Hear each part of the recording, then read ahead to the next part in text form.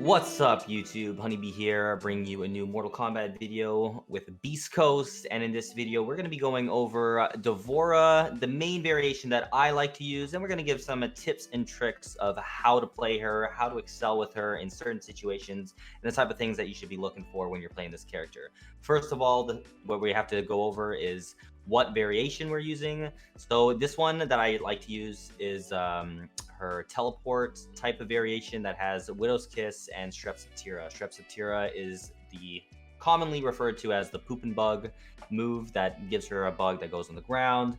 Then it'll come out and you can amplify the bug and such and so forth. So we're just gonna go over some basic, maybe high level, maybe not so high level things that you can work into your game plan when using Devora.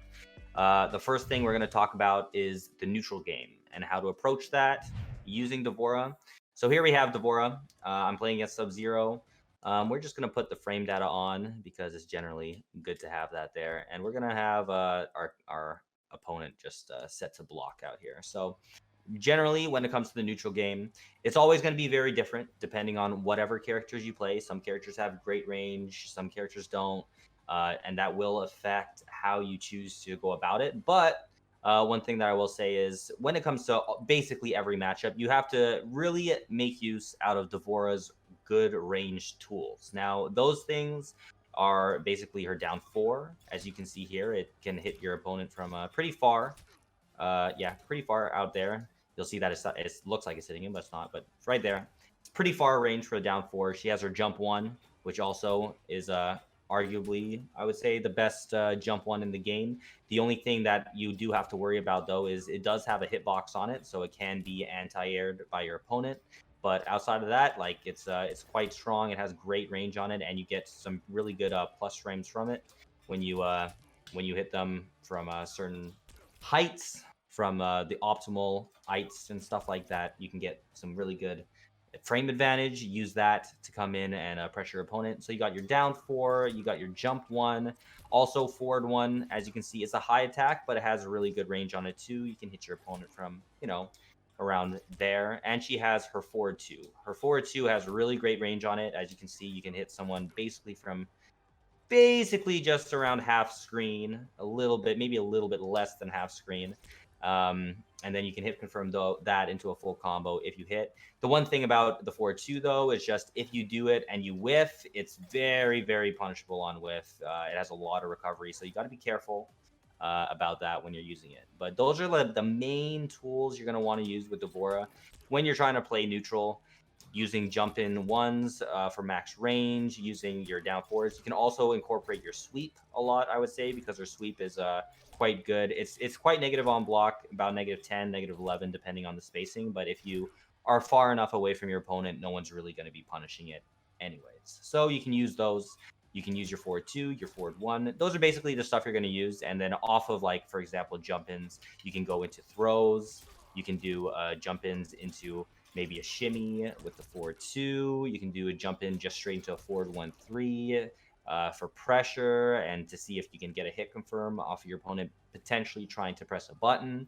Those are generally your options when it comes to like getting a jump in attack and going into something else. You can also like jump in 1s into stand 1s or into like 4-4s. You kind of want to mix up your options as much as possible to try to keep your opponent guessing. But those are the tools you really want to use for her. When it comes to stuff of like countering Devora, things that are hard for her to deal with, a lot of times it's going to come down to characters that have really good pressure, mainly because her fastest poke, as you can see here, startup frames is 8, which is quite slow. It's on the slower end.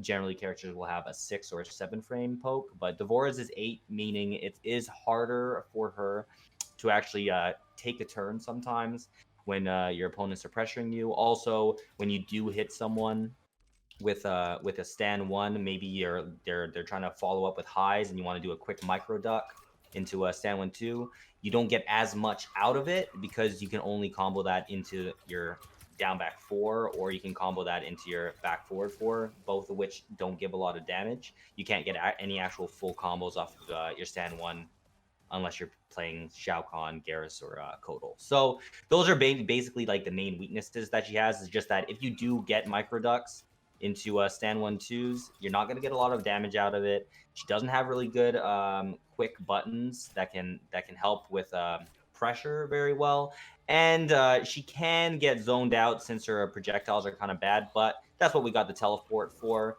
Now you're not going to really use the teleport reactionary to projectiles, because that won't really work. You kind of have to do it on reads, but if you do it and you have the good reads and you can have a good sense of when your opponent wants to throw a projectile or something at you, then you can kind of condition them to not really want to do that if they know you're going to go for these types of teleports.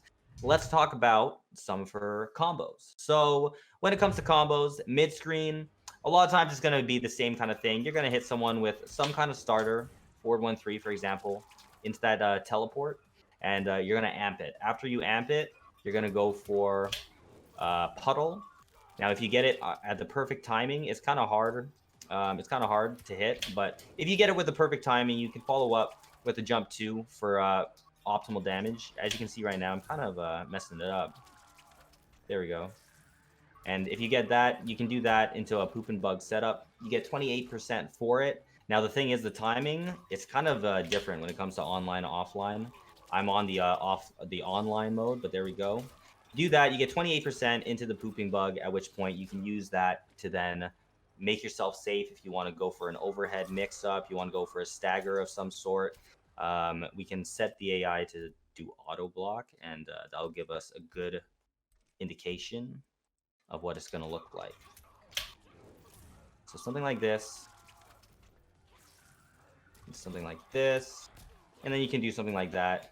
Your bug will be protecting you, and then you can use that to try to apply more pressure, get in a throw, something like that. That's generally what you're going to go for when it comes to the mid-screen. Now, forward 1-3 into that.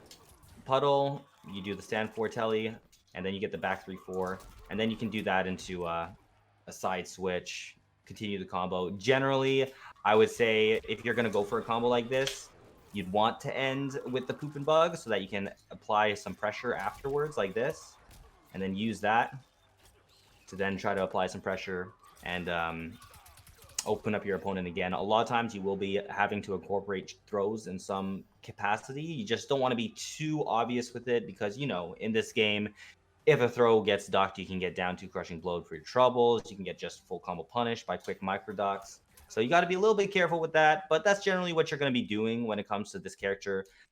Getting combos in the mid screen is generally just anything into teleport, into the puddle, into a hit, and then forward 1-3 into poop and bug to try to get that setup going. If you're in the corner, it's going to be a lot of the same type of stuff. Generally, what I like to do is I would do a puddle into jump 3 stand 4 into the poop and bug, because you get the most hit advantage out of it, and it's pretty good damage. If you want to cash out on damage, though, then you would just go into what is essentially the mid-screen combo of doing that into jump kick into a forward 1-3, and then you can cash out with your down forward 2 grab. Now, the only difference between the corner and the mid-screen is just that you're getting a jump kick, which is a 3, instead of a jump 2, which is different. But it's essentially the same thing when it comes to the corner for a lot of her combos like that. When you knock down your opponent, a lot of times it's going to change sometimes a bit depending if you're in the corner or where you are. For example, if we're in the corner and I knock my opponent down, you could try to immediately get a poop and bug out, but you don't have all the time in the world. Like, the opponent actually could try to get up and press a button, but if they delay wake up or something like that, then you're gonna have enough time to use that to apply pressure. So sometimes you could do that, put a bug out, see what your opponent does. Sometimes you could knock them down, take a step back, try to space yourself in that range where the jump 1 is at max distance, because that's generally what you want when you're like applying pressure with Devora. You want to be at max range as much as possible, because that's usually where your opponent won't be able to contest as well. And when you're in the corner, you can really take advantage of that. You can get your bugs down, use that to get in, try to apply something, get more bugs out, you know, throw them. You kind of just mess them up like that in the corner by just getting these pooping bugs out as much as possible. When you amplify them, they're always going to come out. So it's going to be most useful in those situations. And then it's just going to be kind of reactionary as well. Like you want to harass your opponent a little bit with your pokes, come in with the throws. If your opponent's going to try to jump, you can always, you know, anti-air KB them, or you can stand to anti-air for full combos as well, which also works. And then you can get, you know, something with stand 4 into the pooping bug as well, and you can use that to try to just keep your opponent locked down in the corner as much as possible. Don't let them do too much, and you know that's generally what your game plan is going to be like with Devora when it comes to these types of situations. Now, if you do get the chance to knock down your opponent, those are times when you're gonna go for your poop and bug setups. Usually, you want to like create a little bit of space, just so that you're not right in your opponent's face. Otherwise, they could just get up and attack you. So if I'm gonna knock my opponent down, I'm gonna want to either take a step back to get that thing loaded, or I'm gonna try to take that time to like get a jump to time it so that I can meaty them with the jump attack and apply pressure, or you can go in with the throw. These are all your options when it comes to like knocking down your opponent, especially in the corner. We're going to go over this. When you knock down your opponent, they have a couple different options, right? They got the wake up roll, they got the wake up up 2, and a wake up 3. They also have a delayed wake up option. So for example, knock him down, wakes up with a roll there. He can wake up with a back roll as well, as you can see there. And he can also wake up with one of these up 2, or he can also wake up with this is his up 3.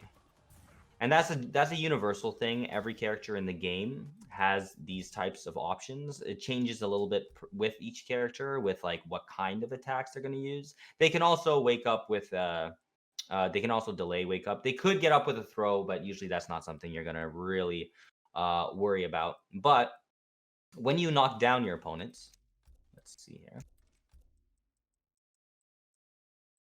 When you knock down your opponents, generally with Devora, a very safe thing to do a lot of times is set up that bug. Now, you want to take a step back a lot of times to set up the bug to create a little bit of space with you and your opponent, because if you try to set up a bug right in their face, for example, after sweeping them, you're not going to have enough time to actually set something up before they're going to actually come at you. But if you take a step back, it makes them a little bit more scared to just rush at you, because then you could, you know, take a step back and just kind of swipe them if they're coming at you or something like that. So you got to be a little bit, they got to be a little bit more careful. So you can take that time, set up a bug. It also works, for example, if you do like one of the 1-2-1 string.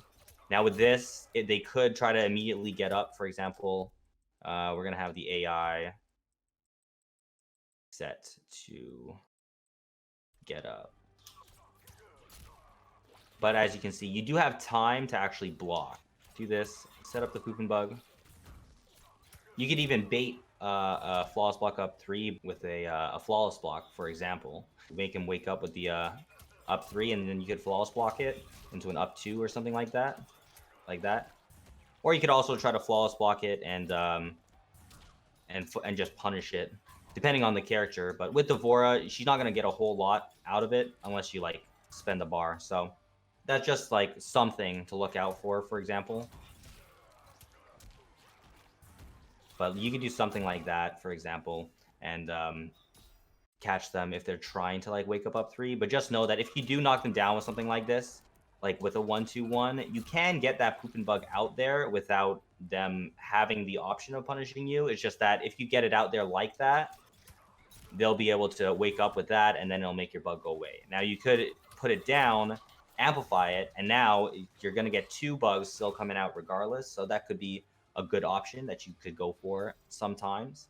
But yeah, that's usually what you're looking for when you knock someone down. Other than that, it's just knocking someone down and just, you know, following up with like a jump to just kind of get them as they're getting up like that. You could just take a step back, and it's going to require a little bit of reading your opponent, getting adjusted to what they like to do in those situations. But that's generally what you're going to want to look out for, especially in the corner. If they're mid-screen, it's going to be a lot of times you're going to end combos with the pooping bug. That's going to kind of help you with any kind of stuff that they want to wake up with. Like generally, someone's not going to wake up with an up 3 in a situation like that, especially when I got this pooping bug kind of with having my back type of thing. Like they could wake up with a back roll, for example, which would be a little bit more realistic if I did something like this, a combo.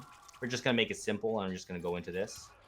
Now, if they wake up with a back roll, they could have blocked that, for example, but it's allowing me to apply pressure. And whenever you're ending these combos with this pooping bug, it's kind of allowing you to apply pressure a lot of times because the pooping bug has your back in a way, right? It's making it so that you don't have to worry as much about what you do next because it should be able to save you, which is really good.